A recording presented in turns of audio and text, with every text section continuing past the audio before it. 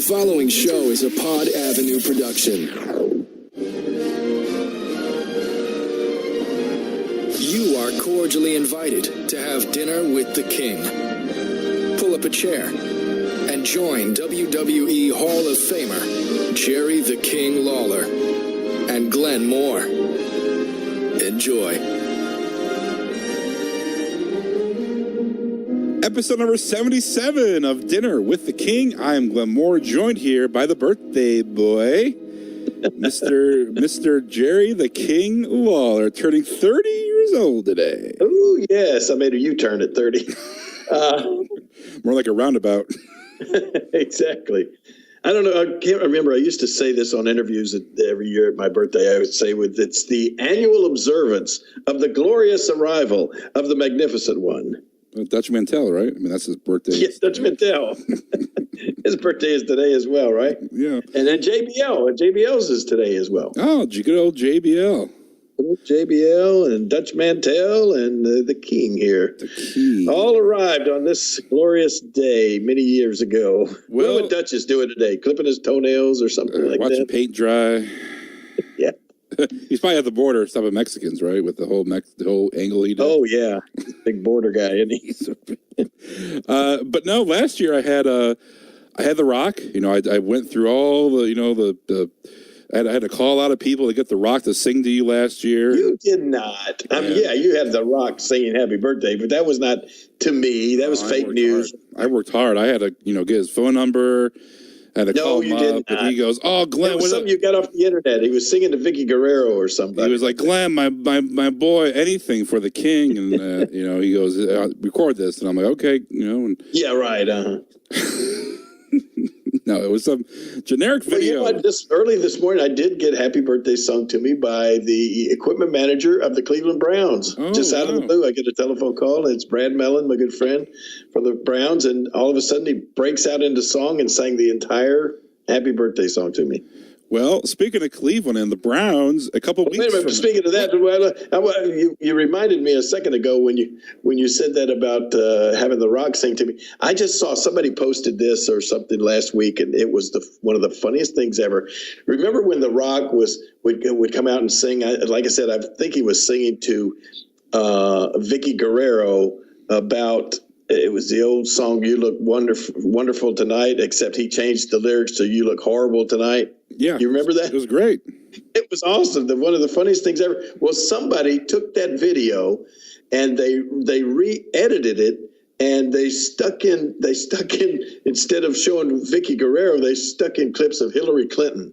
Yeah. And it worked so perfectly because it was obviously like Hillary reacting to Donald Trump when they were doing like the debates and stuff like that. Mm-hmm. And so, the expressions on her face whenever The Rock would say, "You look horrible tonight, biatch," and all this kind of stuff. It was really, really funny. Somebody had a lot of time to waste in putting that thing together, but it was so funny. I mean, and the funniest thing was listening to me and JR just cracking up in the background on the words to the Rock song, No. But okay, that's all I want to say. Back to the Browns. What about the Browns? Well, speaking of Cleveland, you're going to be coming back up here to Cleveland December 8th, 7th and 8th for the next week. Yeah, well, not this coming weekend, but next weekend. Yeah. You're going to be up here in Cleveland with all the snow. It's supposed to be snowing. Oh, boy. Like crazy, so thank you for that. And then you're bringing the snow with you. But also, you're doing a two-man show with JR at Hilarities on Saturday afternoon, and looking forward to. Now that's I was talking to Brad about that. He said that the Hilarities Comedy Club is right next to House of Blues. There, you know where that is? Yeah, 6th Street, something. It's right downtown Cleveland, and JR and I are going to be there. And we, this is the third show that we've done. We did Chicago, we did Nashville, and now Cleveland. And it's those shows are a lot of fun. I mean, I have a great time, and fans get to come out. And like I said, this show in Cleveland is going to start at 4. We have a meet and greet that starts at 2 p.m. where people can come in, and VIP people will come in and, sit down, we do autographs and pictures and all that sort of stuff for a couple hours, and then the show starts at 4, and it's a lot of fun telling old stories between JR and I. We got a million of them, especially from back in the Attitude Era, and so I'm really looking forward to my second home of Cleveland, Ohio, up there. And Lauren and I and Peyton are going to go up a few days early. Did I tell you about there's a place in Medina, Ohio, that is like I think it's called Noel or something like that. But anyway, it's this huge Christmas experience, and Lauren and my son Kevin and I went up there, I think year before last, and it was a really great time. So we're going to go. We're going to go again, and Kevin's actually going with us again on this trip too. So we're going to do that on either Thursday or Friday, and then of course we got to go out to Amherst, my old home in Amherst, and then we're going to get to go to Berea and watch the Browns in training on Saturday. No, let's see what day we're going to do that. Yeah, maybe Saturday morning we're going to go do that, and or Friday morning. That's what we're going to do it, Friday morning, and then Brad and some of the Browns and people are going to come to the show on Saturday afternoon. So we got to then we're going to stay over, of course, and go to the Browns game on Sunday. Well, and freeze. We're just going to freeze up there. I understand it's going to be real cold. Yeah, cold and possibly snow the whole weekend, King. Well, Peyton will be excited about that, and I'll be excited about it too. I don't mind snow. I like snow. I mean, that's the thing. When I was 7 years old, we moved from Memphis up to a little town called Amherst there near Cleveland. And that was like the first time I remember, down here in Memphis, we don't have that much snow. And that was the first time I remember being around the snow. And we moved out in first place we moved to was in a little town called Vermilion. There was such an influx of people moving from Memphis up to Ohio there to work at the Ford Motor Company that there was a housing shortage. We had to move into like a little lakefront beach cottage. Literally right on the beach or shores of Lake Erie was the only thing available. And the lake, it was so cold, the lake was actually frozen over. You ever seen the lake frozen over up there? Oh, definitely. I mean, come on, man. Yeah. I've been here all my life. Yeah. Okay, well, the first time we got up there, the lake was frozen over, and my parents thought we'd move like to the moon or something, to Mars. It was just so different than what we were used to, but I loved it. I loved all the snow and the cold weather and everything. So I always look forward to that when we come back up there during the wintertime. Well, looking forward to seeing the whole gang, the Lawler gang come up here. And of course, JR is going to be there too. Yeah. JR has a big. He's really good friends with Baker Mayfield. So you never know. Could Baker come? He could come to the show. That's what Brad was saying. That I guess they have new training hours and regime now that with the new head coach. And he said the team they're so excited. He said everybody's in such a good mood, and he's just really excited. And so anyway, he said that, he's going to talk to Baker, and I'm sure JR will reach out and see if he could come by and say hi or something at the show, Wouldn't that be something?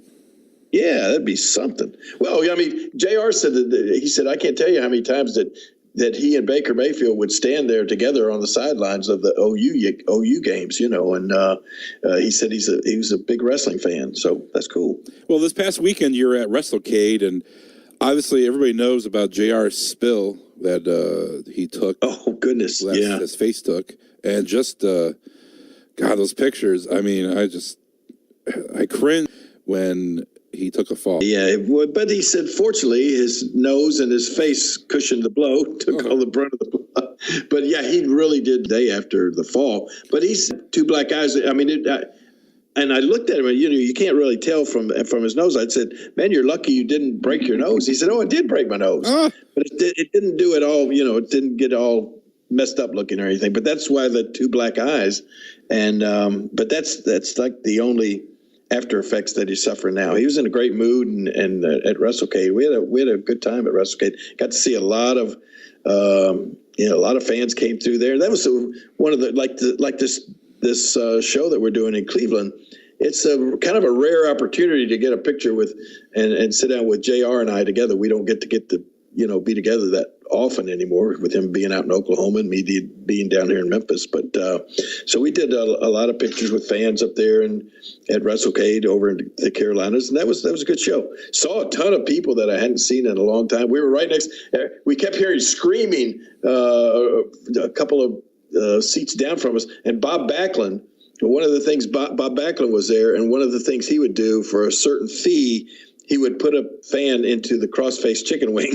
It was like, I mean, every time he did that, there was like a yelling and screaming. I think half of it was from Bob, but sometimes it was from the fans as well. But that was his deal. Instead of getting a picture made with him, you got put into the cross-faced chicken wing.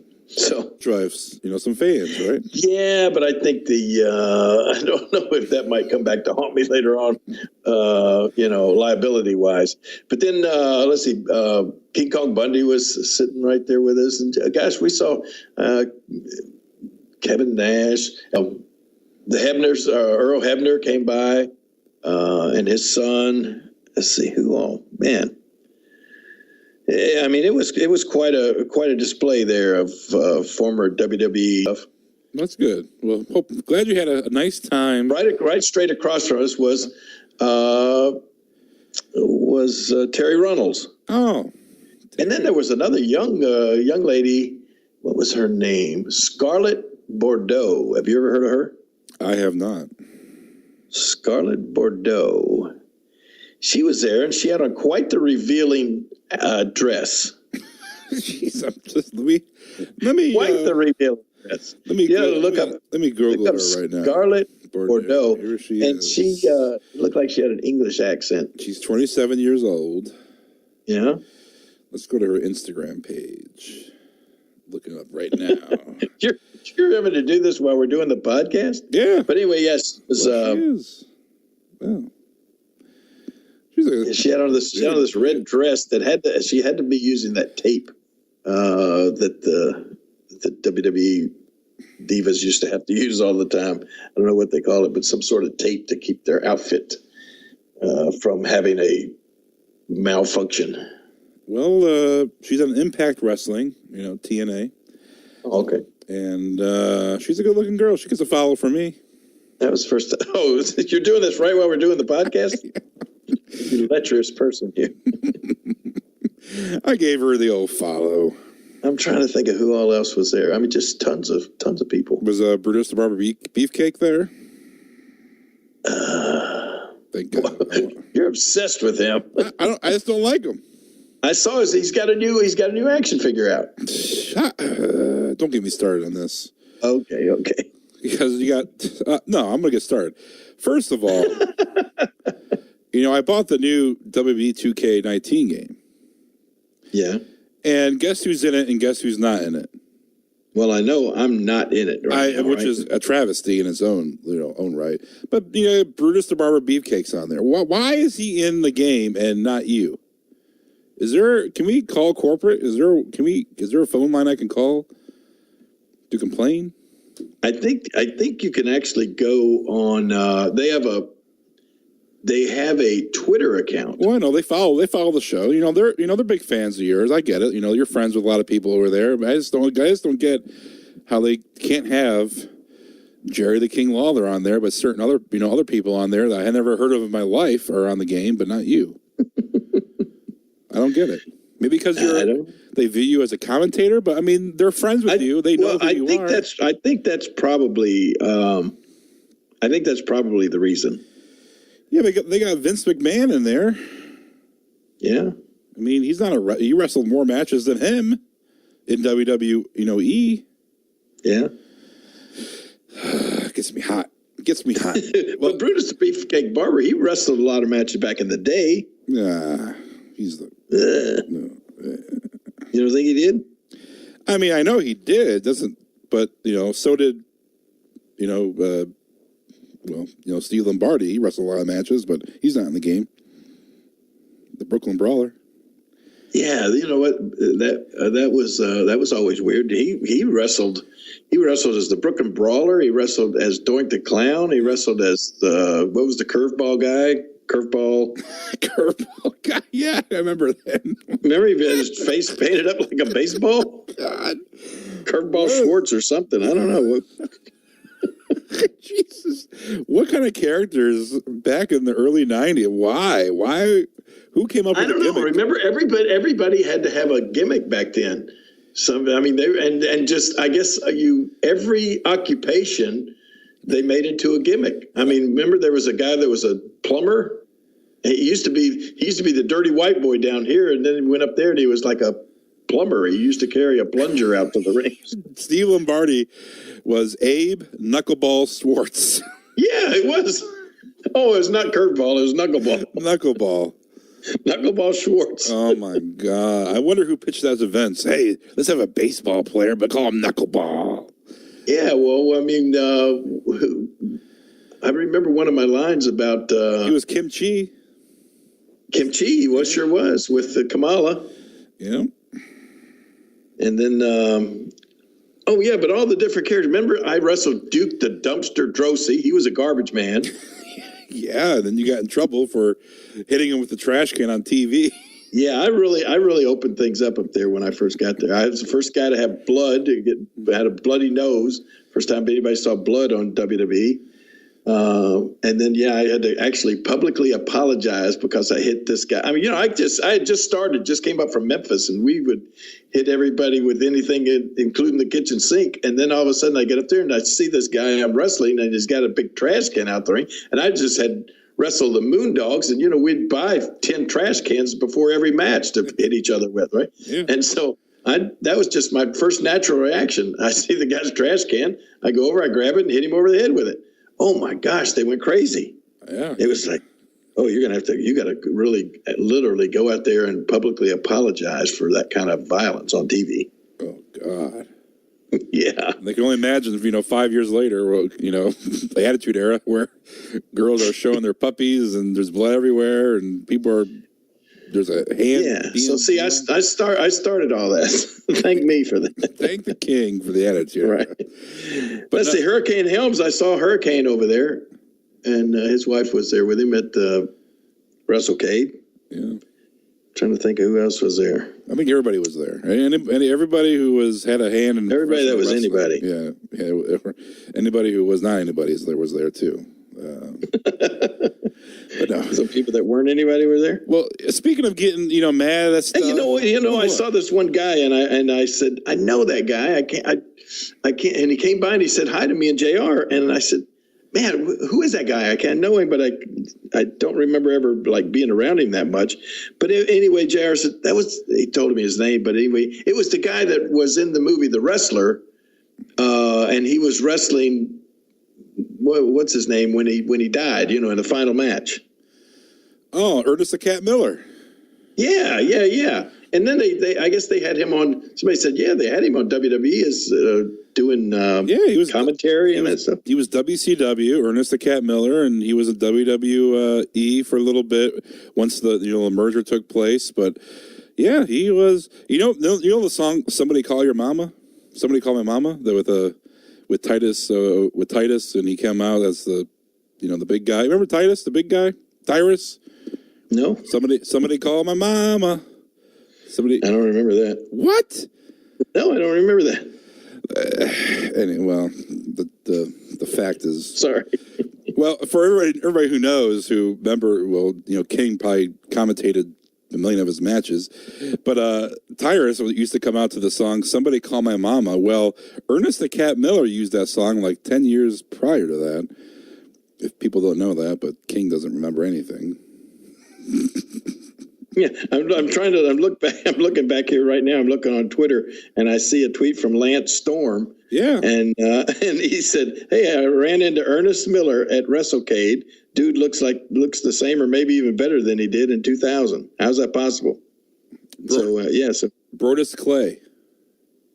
Yeah, Brodus Clay. Yeah, he came out. Remember, he did the whole dancing thing with the two.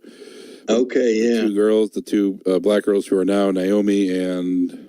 And now Brodus is on Fox News, right? Yeah, he's on Fox News. He's Fox News now on the late shows and does commentary bits for them. Yeah.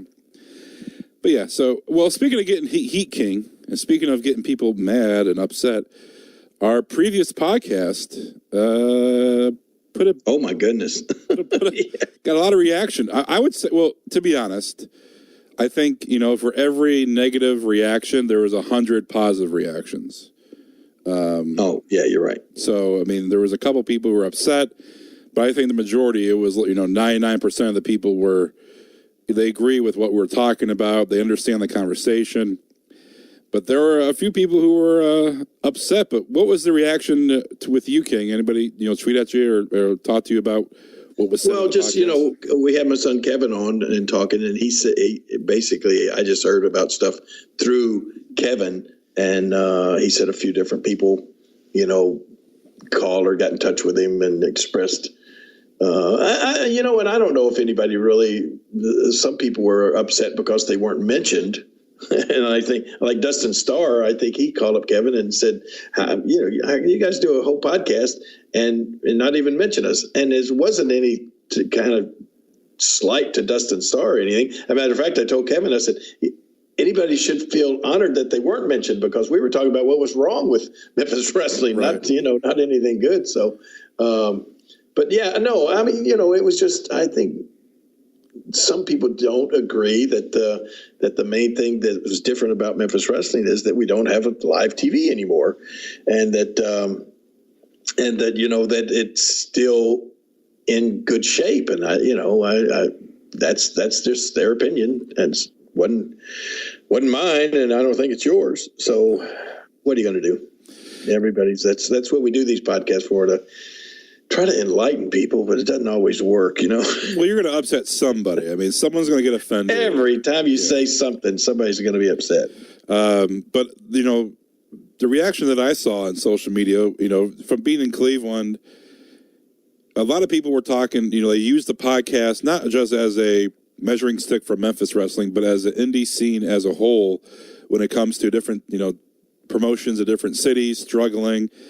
The mentality of the fans and the booking and what can happen and what makes it a promotion successful. But a lot of people took a lot of positives from that when it comes to independent wrestling promotions all over the country, not just Memphis. So that was good to reach people more than just Memphis. But I think it was a great conversation between, obviously you, a guy that's a legend in the industry, but also Kevin, who has a promotion, trying to get people to come to shows, trying to book the right people, trying to make money. And then a fan like me and that has, as a fan of the product, WWE, but also the smaller independent shows, I thought it was a good mixture of the topic of discussion when it comes to different opinions of what we're talking about. Yeah, and it's so funny, like, we, especially me and the wrestlers that were involved in it over the years, feel like Memphis is one of the most wrestling savvy cities in the country. Some of the top, almost all of the top wrestlers ever have at least come through Memphis or started here, or that sort of thing in the past years. But I think that I don't know if it was something about the fact that everything was about Memphis wrestling and it wasn't so much about wrestling anywhere else, that I don't know if that's one of the reasons that independent wrestling would not be, I don't think it would be as successful if you just ran out and got a bunch of independent wrestlers that most people around the country know, and all of a sudden put them into Memphis and put a show on. I just feel like it wouldn't do very well, because the people don't seem to take an interest or know these these independent wrestlers. And I was just thinking when JR and I were sitting at this WrestleCade the other day over in Carolinas, and thousands and thousands of people came to this thing. And I was just wondering at that time, man, I wonder if you put something like this in Memphis, would it draw this kind of crowd? And honestly, I don't think it would. Yep. I don't know. I think the people here, the wrestling fans, were so loyal to the Memphis wrestlers and Memphis wrestling in itself that it's that they didn't take the time to know these other wrestlers from around the country. And the discussion of passing the torch came up the last couple of weeks since our podcast. People saying, well, the torch should be passed on to the next generation so they can take it and run with it. Well, I mean, if there's no one worthy of taking the torch, you can't. There's no way of passing it. I mean, I know you had Hogan passing it to The Rock. The Rock passed it to Cena. Cena passed it to Reigns. When it comes to WWE, but those guys were established. Everybody knew who those guys were. If you, King, I know, passing the torch to somebody. If they don't know who you're passing the torch to, how are they going to run with it if no one knows who they are? Well, I mean, yeah, that's one way to look at it, but I never looked at it as like passing the torch. I mean, like Hulk Hogan never sat down and said, well, it's time for me to look at a younger guy and say, here, I'm gonna graciously step aside and let you have my spot. That would be passing the torch. Okay. Well, trust me, that don't really happen in wrestling by any of the wrestlers. That happens by the promoters. Right. That happens in WWE. That happened because of the creative people, or Vince McMahon or whoever said, we're going to put in somebody new. We're going to put in somebody to keep the thing going. We're going to put in somebody different. Trust me, The Rock, Stone Cold Steve Austin, Hulk Hogan, none of those guys thought at the time that they were passing the torch or that they should be passing the torch, even though that was what was happening. And in the case of Memphis wrestling, we don't have a promotion anymore. There's nobody to so-called say you pass the torch, or we're going to push this younger guy and make him the star, because there's nowhere to make him a star. There's no way to do that. You don't have TV, and that's the TV is the elephant in the room. That's what it's all about. It's all about the TV exposure. And if you don't have a live TV show or a TV wrestling show, there's no way to pass a torch, so to speak, or to push a new young wrestler. Yeah. That's just it. That's the fact of life.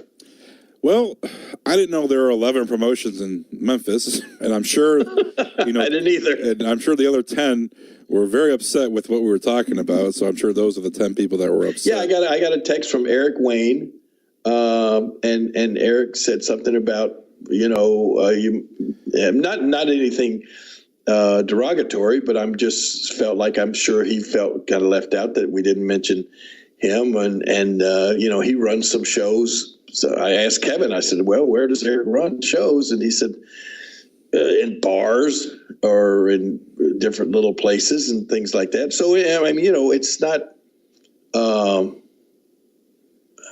don't know. It's like, that's one of the, like you said, 11 promotions that 99% of the people don't know about.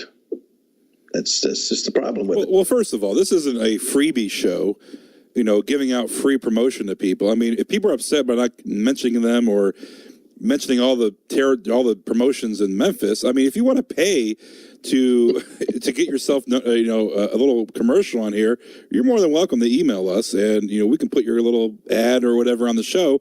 But this show gets hundreds of thousands of downloads, and we're just not going to pass out free promotion to people just because we're talking about a subject. I mean, I didn't get that. I was pretty upset about that because we're not giving away freebies away. I mean, we have paying sponsors that pay us. Right. So I mean, if you want to, but you're more than welcome. If you want to, pay the rate. If you want to have your promotion promoted, we'll talk about you all you want, right? All the time. So info@podavenue.com is the email if you want to, get your podcast or get your plug-in on the podcast.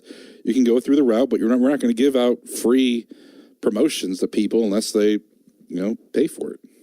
Right. Speaking of TV, I wanted to talk a little bit about what I saw on SmackDown last night. But before that, I got to go out and be a part of Survivor Series, which that was fun. Staples Center in L.A. a couple weeks ago. And I love to fly the day of. I hate to fly into somewhere and get there the day before and just sit around in a hotel and then do the show the next day. So I left on Sunday morning from Memphis, flew out to L.A. Who drove you to the airport? Do what? Who drove you to the airport? Oh gosh, let's see. Some Uber driver. It was me. No. I know it was you. What? I thought you were serious for a second. But don't talk about who picked you up, because that was a whole mess.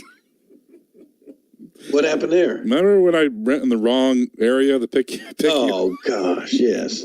Oh God. Okay, we'll get to that story when you get back. But anyway, yeah, Survivor Series. So anyway, I flew out that morning, and I got to L.A.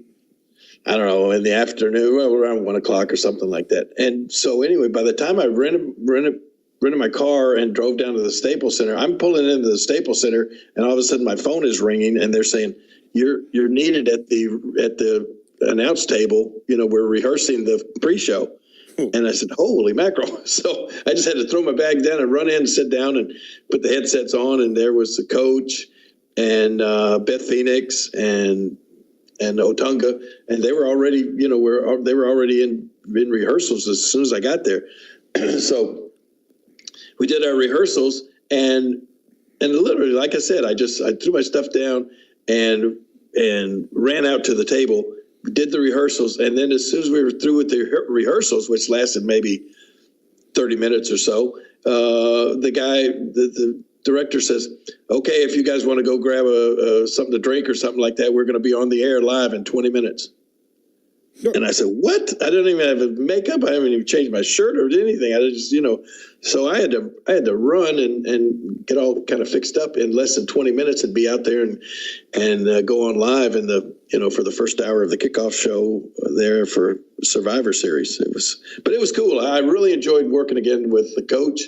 Coach is always fun to work with, and I hadn't seen him in a long time. And Beth Phoenix was really good, and of course David Otunga is always sharp as a tack. So we had I thought what was really one of the best kickoff shows that we've done in a while. Well, you had the memorable line of the night. You should have seen the looks I got from the coach and Beth Phoenix and David Otunga when I said the line about they were talking about. Something came up about why Daniel Bryan, why he picked that moment to turn bad, and win the championship, and I just said, well, evil is like diarrhea. Mm-hmm. You can only hold it in for so long. And I said, Daniel Bryan saw that opportunity to be the champion, and all of a sudden the evil came out. And so when I said evil is like diarrhea, everybody's eyes just like, what? Did he just really say that? But it was, and it got a lot of reaction on Twitter and that sort of thing too. But no, I mean, I just thought that, that's one of the things that I would used to say, and I don't think it's not anything. It's a real thing. It's nothing wrong with saying something like that, is it? I don't think so. I mean, it's a little bit shocking. Yeah, but I mean, we live in a touchy world. Someone's going to be offended. Someone that has diarrhea is like, oh my God, I have diarrhea right now. I'm offended, King. Can't believe he said that. But no, I really didn't get any complaints. I don't think anybody was actually offended by that. No. Any backstage tidbits during the show or anything? Let's see. Well, I didn't have a chance to be backstage much. Like I said, I just rushed around and got out there and did the show, and then I did the first hour, and then they brought up Booker T for the second hour. Poor Booker T, he's out there for the second hour, but 35 minutes of the second hour was the match that apparently didn't count. Apparently didn't. Remember that? Yeah. It apparently didn't count because somehow. The SmackDown, that was like the big 10-man tag team match or something. Right. And then Raw went on from there to go 6-0 or 5-0 or something like that during the Survivor Series actual pay-per-view. And then, so now that's one of the things that I saw him talking about on SmackDown. Apparently they're saying, oh, that didn't count. That win by SmackDown didn't count. Raw went 6-0 and that sort of thing. So. I don't know. Well, according to Dave Meltzer. According to Dave Meltzer. Talk about fake news. Well, the story behind that pre-show match was it was supposed to be booked a Raw win, but the agent that was in charge of the show or whoever had the finish, was responsible for the finish, had it the reverse way. So that's why everybody's like, well, it didn't count because had the what? Had the reverse what? It was supposed to be a Raw win, but they accidentally had a SmackDown win as the finish. That's according to Dave Meltzer. But so it was supposed to be a clean sweep the whole night. So that's why they're saying, well, yeah, SmackDown won the pre-show match, but that's not the main show. That's not the main. Yeah, that didn't count. Yeah, that didn't count. But Raw was supposed to win every single match the whole night, which did for the main Survivor Series show. But yeah, that's what took place. How about Ronda Rousey versus Charlotte Flair? How brutal of a match was that? Yeah, that was. I don't know. I don't remember really where the kendo stick came into play, but man, oh man, did she wear Ronda Rousey out with that kendo stick? Man, it was. And then they did really have a good match, and Ronda. You really got to give her a lot of credit for somebody that's so new in this business. She is really, she's as good as they come. I mean, her facial expressions and her emotion. It was really a really good match. Yeah, I enjoy watching her matches, no matter who she's wrestling. But Charlotte's really good, but just the brutal. It was a good wrestling match. It wasn't a good. Yeah. It's not a sports entertainment match. It was a good wrestling match, and the brutal attack at the end just was icing on the cake. But I enjoyed the show. I enjoyed watching. Yeah, it was a very good show. And one of the things that you if you're in the WWE, one of the things that you realize in Los Angeles at Staples Center, you have it's not a really big area for the catering area back there, but it is always completely over flooded with guests, people from all over the place. I mean, a lot of times there's a lot of celebrities that come back there. I never forget meeting his son, and Paul Stanley from Kiss was there one time. I saw Seth Green again, and Seth came up to me and said that he's coming to Memphis. Seth married a beautiful young lady named Claire that was from Memphis, and Seth Green is going to be. They're going to come back to Memphis, and he says he's going to give me a call, and they're going to come down to the club for Christmas. And also Mario Lopez was there, and he was a really nice guy. Wanted that picture made, and he was in the back there. But that's where I watched after the pre-show. I kind of sat in catering and watched the show, and was sitting at a table with several of the young female wrestlers that were. Oh gosh, which ones were they? There's so many of them, but anyway, they were so into the Charlotte and Ronda Rousey match, and so it was fun to sit there and watch the match with them. But yeah, the place was just packed with people backstage, and gosh, I don't know. I'm trying to think of nothing really unusual happened backstage in catering, because there were so many people there that everybody was. I saw Rikishi was there, and Rikishi talked to me a long time about Brian, and that was the first time I'd seen him since Brian, and then X-Pac was there hanging out, and just so we talked to a few of the old timers there. Well, back when you took me backstage at Hell in a Cell back in 2015, I was at LA, and I saw Mark Wahlberg was hanging around. Yeah. Seth Green was there. Yeah. Mr. Belding, Dennis Haskins. Mr. Belding, he was there. Got to say hi, Mr. Belding. I think listens to the podcast. He does. Got to say hi to Dennis Haskins. Oh, that's an honor. That's a serious honor for me, Mr. Really? Belding. Mr. Belding listens. To a podcast that I'm on. Well, Mr. Belding is a huge WWE fan. Well, I know, but this is Mr. Belding. I mean, a guy that I used to every morning during school. Saved by the Bell would be on before the bus came, and I would watch Saved by the Bell. Mr. Belding. There he is, your old principal. Same way with Lauren. Lauren is the same way. I mean, she just like the first time she got to meet Dennis, she was just awestruck. I mean, her mouth was just wide open, just going, "You're Mr. Belding." Yeah. I said, "Yeah, I know." Hey! What is going on here? That's the worst Mr. Belling impersonation I've ever heard. Whatever. But no, it was great to see you back on WBTV. You're going to be there for the Rumble, right? Royal Rumble, so I got to say and hi and talk to poor Michael Cole. Michael's tired, he said. He said, man, I'm just tired. I mean, Michael Cole he doesn't get the credit that he deserves because he works his butt off there. I mean, constantly. It's a hard job for Michael Cole, I'm telling you. And the poor guy is tired. He probably needs a little break. But anyway, he said, yeah, I'll see you. I guess I'll see you at the Rumble. So, do you want to know my favorite Rumble moment? Your favorite Royal Rumble moment of all time? Of all time. Yeah, what is it? Okay, it's back in 2005, all right? Batista and John Cena were in the ring, and they both were eliminated at the same time. They both hit the floor at the same time. And Vince McMahon comes running out. He jumps in the ring, and when he's getting up, he tears both his quads. Oh, my gosh.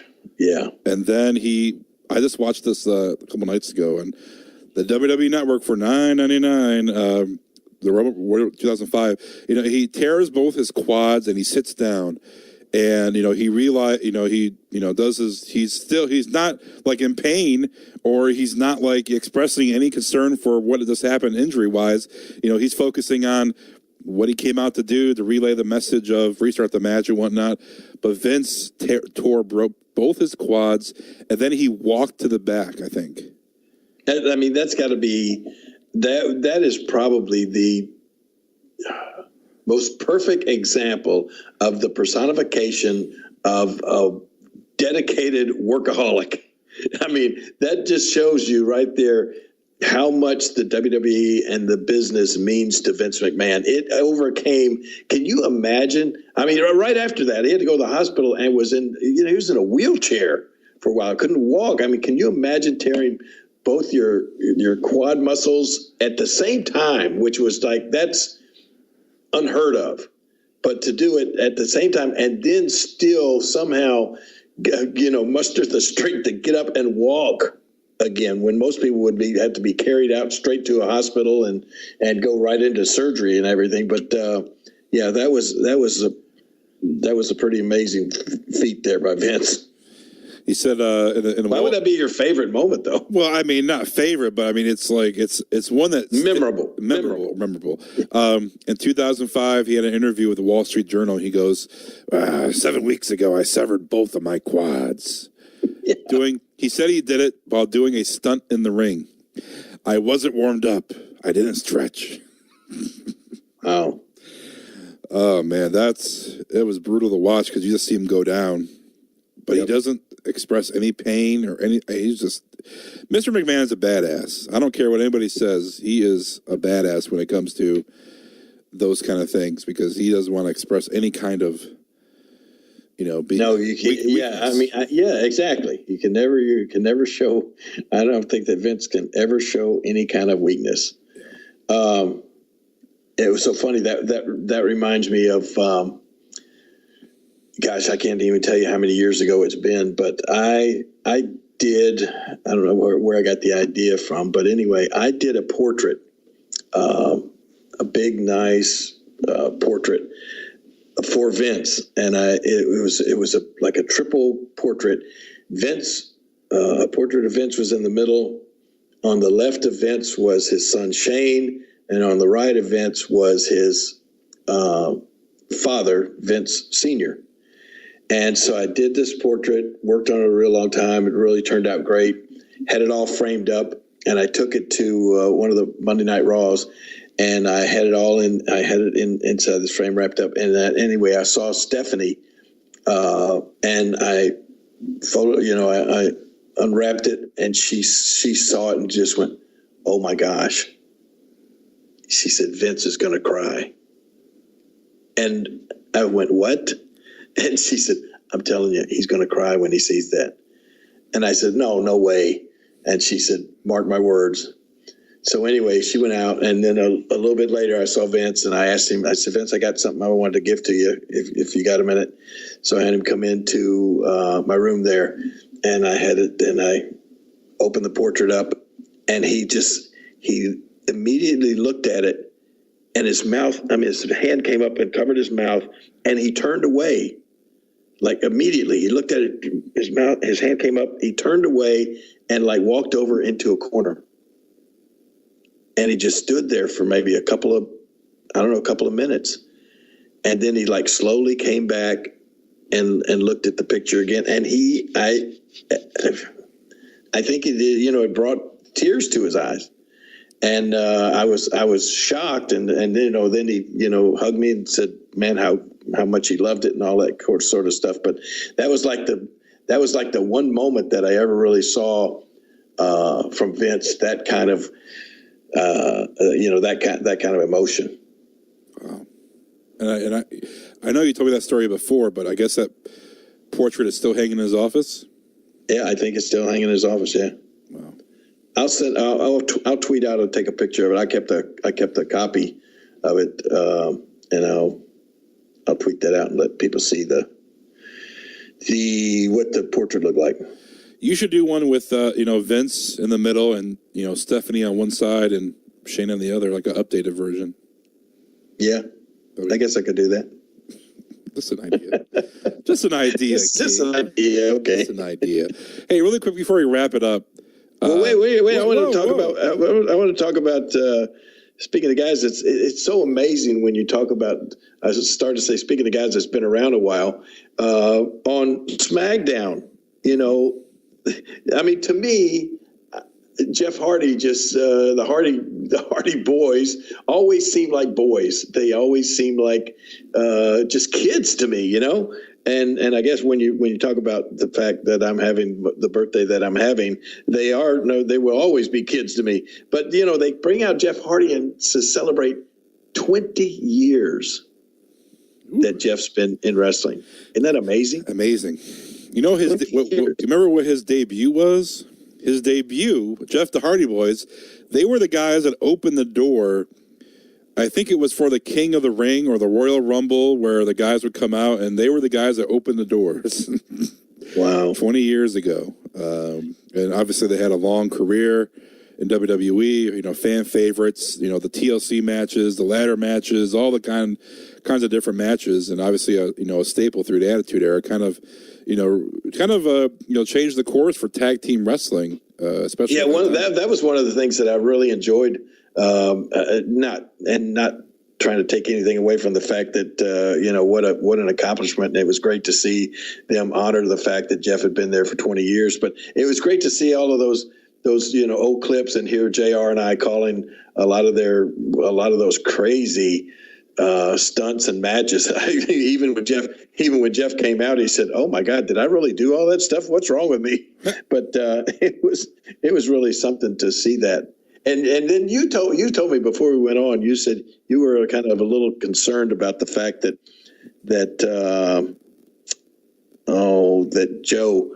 Samoa Joe came out, and I guess, did you not like the things that he said, the way they worked into that angle, or what? No, I mean, I enjoy a promo like that, getting heat with real life situations. I enjoy that kind of stuff. But I do too. He talked about, obviously Jeff Hardy. It's well known that he's had some problems in the past with addiction and whatnot. So Samoa Joe, came out and said, "Oh, it was nice watching this, all the video package of your career." He goes, "In the back, I had some champagne, and I was ready to come out with champagne, but I probably shouldn't, bring champagne around you." Which is, it's real life. I mean, Jeff has had problems with that. Remember, he said something about, I got some kind of when he was challenging to a match, he said, I got something for you, and it's a one-step program. He goes, "It'll work, but it's going to hurt a lot." Yeah, exactly.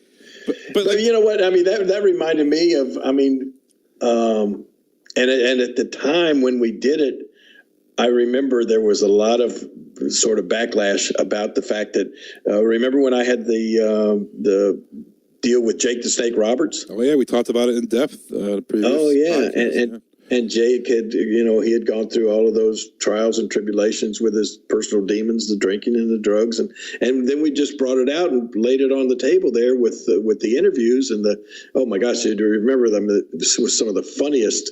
It gave me so much material to work with to try to make light of that situation, but it was a real deal, and it really worked, and people can relate to that because. Not only do they know it's real to the person you're talking about, but they feel like they can relate to it because they know, man, if I was in Jeff Hardy's shoes, or if I were in Jake's shoes, I know how mad that would make me. And it's also like the deal with me and Michael Cole when my mom had passed away, and he comes out on TV and mentions that. It made it real to people. And I think I don't have a problem with that at all. If there's something that is real in a entertainer's life, I don't think it's bad to shy away from that. I don't think it's bad to what would be a better word, to use it in a sense. Yeah, no, anyway, I get what you're saying. I mean, I like that too, the aspect of using a real life situation like that. But fans get so upset, especially now, like, oh, how can Samoa Joe say that? He shouldn't be upset that he said that. Well, I think people should know that, everything is scripted. Down to a T. Samoa Joe is trying to get that reaction from people. So I think what should happen is you should not worry. He's trying to upset people. And so to Samoa Joe, when do you get that kind of reaction? Well, no, he shouldn't say that, but he's saying that because he's going to have a match with Jeff Hardy down the way, and hopefully good will prevail in the end, and Jeff Hardy will Samoa Joe is comeuppance. Well, if Jeff wasn't comfortable using, of course not, of course not. Yeah, so bringing to your advantage. And I think I told this story before too. Billy Travis was wrestling for us here in Memphis one time. Gosh, I can't even begin to remember what year it was, but Billy Travis, and then from Billy Travis is where I think Jeff Jarrett started up the deal with using the guitar. Billy was the first guy to take a guitar out to the ring and try to sing, and then he became partners with Jeff Jarrett some and wrestled against Jeff down here and everything. But we had Billy at TV one day, and he was in a match coming up on a Monday night with me, and Billy had some problems with an ex-wife or two or whatever, where he hadn't been paying child support on a timely basis. And one of his ex-wives had a warrant sworn out against him. And so we're Saturday morning doing TV live on the show, and Billy's in the back getting ready to go out and cut his promo about me. And all of a sudden the police show up. Yeah, the police show up with this warrant to arrest Billy Travis. And they came to me first, and they said, is Billy Travis here? And I said, yeah. And he said, well, we got a warrant. We got to take him in. And I said, what? For what? He said, it's non-payment of child support. I said, oh, my gosh. Well, can you not handle that? Can you not take care of that after the show's over? And he said, no, we got to take him right now. And I said, well, can you just wait till he at least cuts his promo? And because, we'll get him right out of jail. And they said, no, we got to take him right now. And so I just thought, oh, my gosh, how uncooperative you guys are being. And I said, well, you know what? If you guys are going to take Billy right now, we're going to film you taking him. And they said, no, we'd rather you not do that. And I said, well, I'd rather you not take him out of here right now. But if you're going to take him, we're going to film it. And so we really quickly grabbed the cameraman. I went and told Billy to start screaming and ranting and raving that I was the guy that was having him arrested, right? So all of a sudden, boom, we come back on the air, and here's the policeman putting handcuffs on Billy Travis, and Billy Travis going, Lawler, I can't believe you're doing this. This is the low-life stunt. I promise you I'll get out of jail. I'll still be there Monday night. You can't have me arrested and try to get out of this match with me Monday night, right? And all of a sudden, the cops are taking him out the back door, and he's screaming, you're going to pay for this, Lawler. And it turned out to, it was a reality-based thing, but it worked in our favor, by taking advantage of that. Yeah. Well, yeah, I enjoy the reality-based stuff, and I think it adds to the program, adds to realism. And if some guy is trying to get heat off it, and you're upset that he said it, then he did his job. Right. There you go. There you go. There you go, and there we are. Where are you at this weekend, King? This weekend, I am going to be in Louisville, Kentucky, at the Louisville Comic Con, and I'm looking forward to that. Jim Cornette is going to be there as well, and I haven't been back to Louisville for a long time, and just haven't had matches. Well, I used to be there on a regular basis for what OVW. I would go up and do some OVW matches against John Cena there, and Batista and all of those guys, when they were getting started in OVW. But this is going to be a unique situation. Louisville Comic Con, I think it's the second or third year that they've had it, and it's really growing by leaps and bounds. So I'm looking forward to seeing a lot of the cool people up in Louisville, Kentucky. And over in Jeffersonville, Indiana, there's this restaurant, this fish restaurant that I used to just love, and I can't wait to go back up there. Long John Silver's. No, it's not Long John Silver's. It's, gosh, I would give it a plug right now, and I can't remember the name of it. But I know exactly where it is, and I'm going to definitely hit it up. Is it in Louisville? Right? Yeah. No, it's actually right across the river in Jeffersonville, Indiana. Something fish house or something. It's famous. Jeffersonville. Here we go. Kingfish? Nope. Moby Dick? I have eaten kingfish. That's good. Moby Dick's good too. That's not it. Rocky's the Dock? Nope. Oh boy. Next page. Kingfish, Clarksville Seafood Restaurant. Captain D's? No, I think it's Clarksville. I think it's the Clarksville Seafood Restaurant. I think that's it. Is it on? It's actually in Clarksville, not Jeffersonville. Yeah, is it Eastern Boulevard? I think so, yeah. Clarksville Seafood Restaurant, that's it. 916 oh my gosh. Eastern Boulevard. Yeah, such good fish. So that's where the kingfish is going to be at. How can kingfish not eat a kingfish? I've eaten a kingfish. It's good too. But the Clarksville Seafood Restaurant is it, man.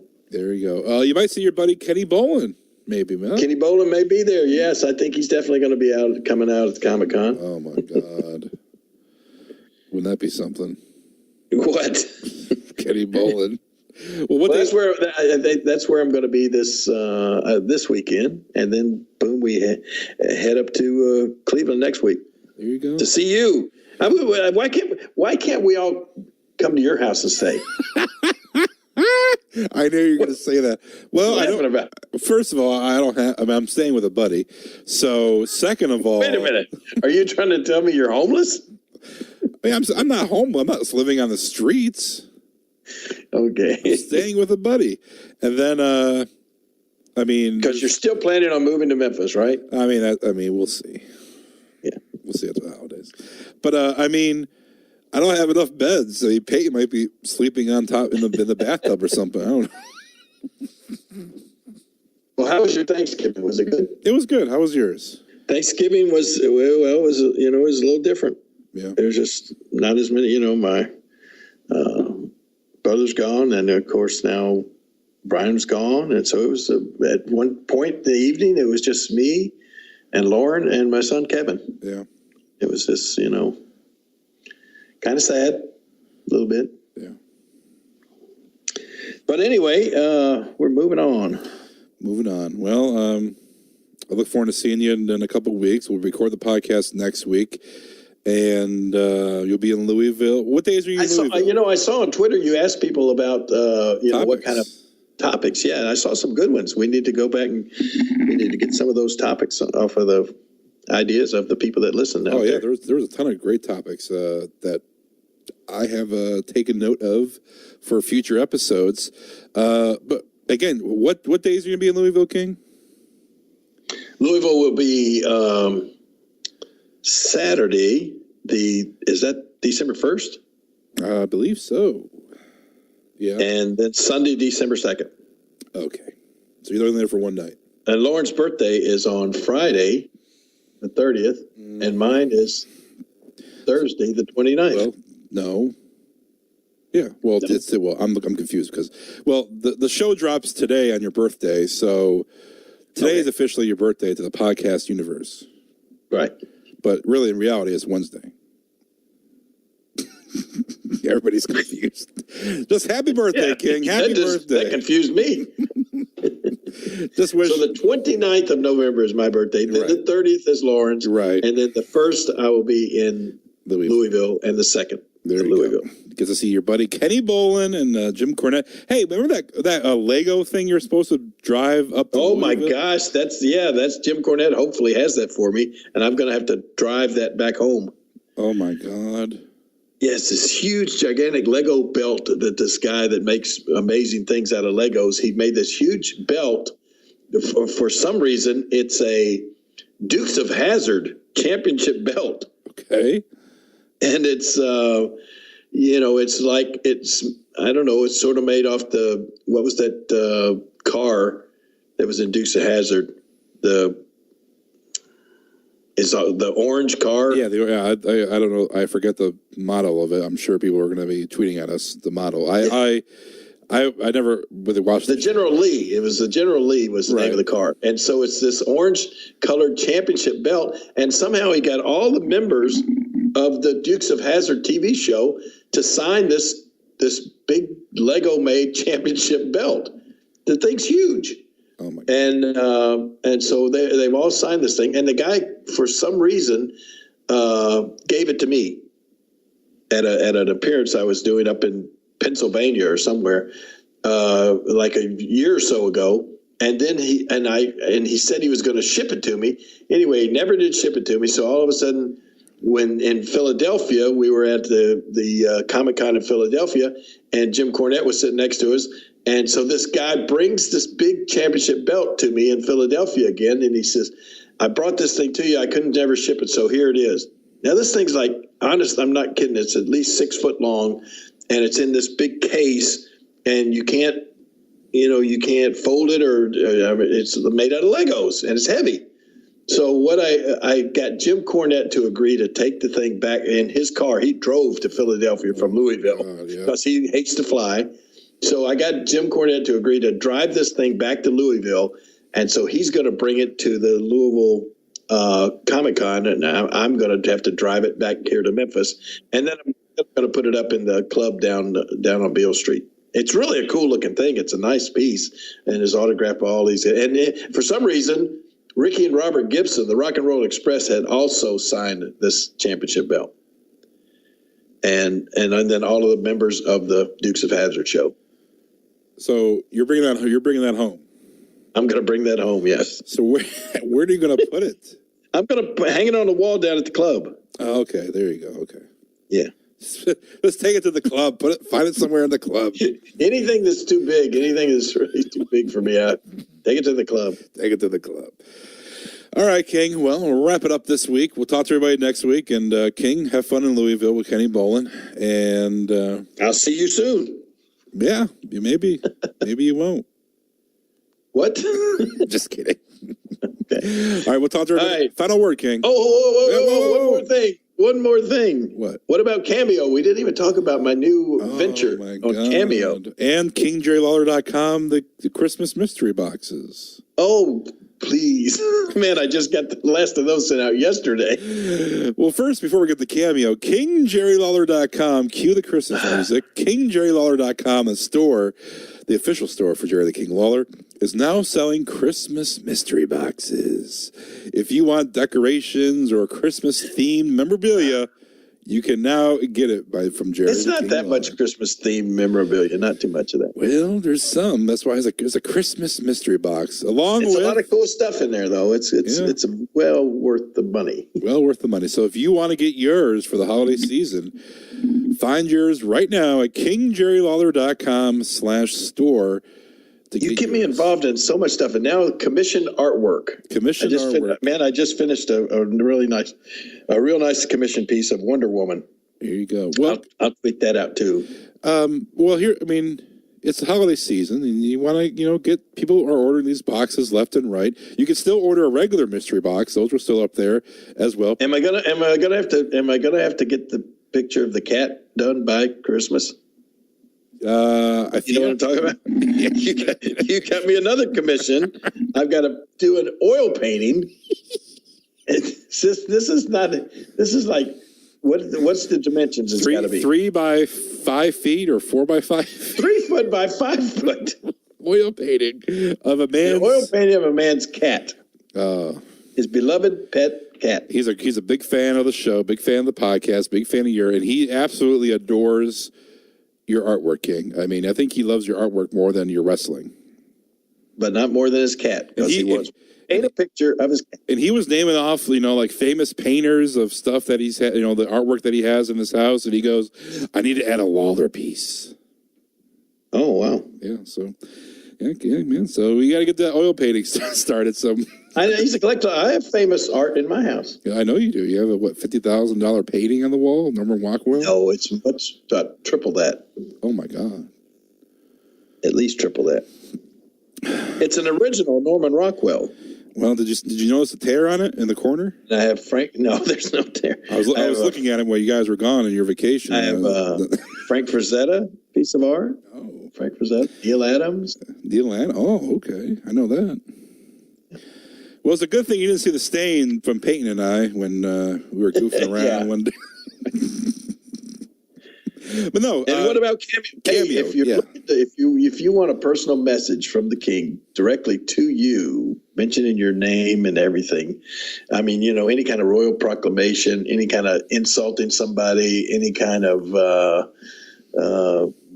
invitation to somebody, there's this new thing out. Well, it's not new. We're talking about it on the Today Show and USA Today and everything. It's called Cameo, right? Cameo. Explain to them what Cameo is. Well, like you said, there's plenty of celebrities on this website called Cameo. And what you do is you place your order. I think you send in your mobile number or your email, and you describe what you want the person to, either cut a promo for a birthday, insult somebody like you said, and then on your end, you get a message saying, hey, you got our order, and then you fulfill the order, and then you get paid. Mm-hmm.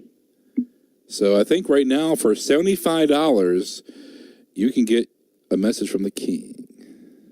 A video message. Customized. I did. You know how many I did last night? Well, Lauren sent me a text about she couldn't remember your password. Yeah, what is my password? Don't say it here, but that's the stupidest password ever. She comes to me and says, "Who made up this password?" I said, "Glenn." No, that's what they gave you. That's what the Cameo company gave you. But I remember it because it was so stupid. It stuck out of my mind when she asked me for the password. I'm like, I think it's this or this. Yeah. It's one of those.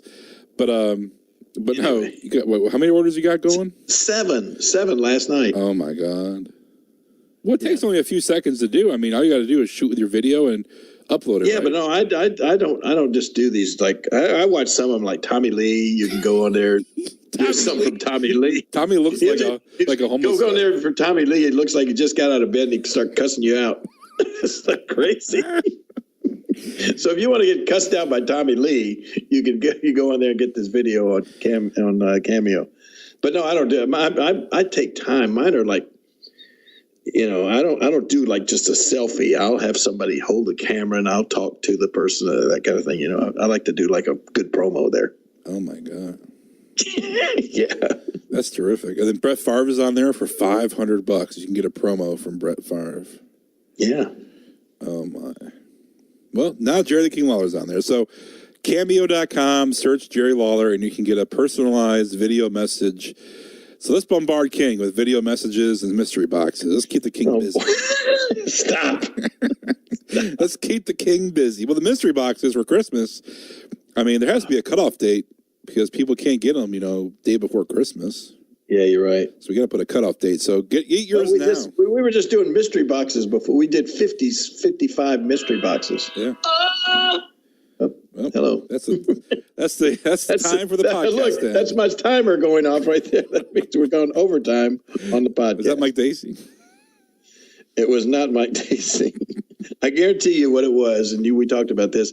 Without a doubt, it was a telemarketer. Oh, telemarketer.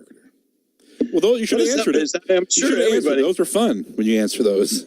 Yeah, I'm sure that everybody is just getting. They're even talking about it on the news now. They're going to have to do something about the amount of telemarketing calls that are going out. We know the best way to get not get telemarketer calls is don't have a phone. There you go. Don't worry, go off the grid. Right. Okay. All right. Final word, King. Final word. Final word. Snow in Cleveland, I guess. Jesus. Hold off the snow in Cleveland for my final word. All right. We'll talk to everybody next week here on Dinner with the King. Yeah. The preceding show is a Pod Avenue production. Greetings, wrestling fans. This is Dave Dynasty, host of the Dave Dynasty Show, the podcast that every week brings you nearly 2 hours of pro wrestling goodness from the Midwest. We feature interviews with the legends of the past, stars of today, and the prospects of tomorrow. We have segments that feature classic wrestling audio, whole episodes devoted to the history of Midwest pro wrestling, and much, much more. Do not miss an episode of the Dave Dynasty Show. We are available on all podcast platforms, or you can access past episodes and all of our social media links by visiting davedynasty.com. Be good, be safe, and keep on growing.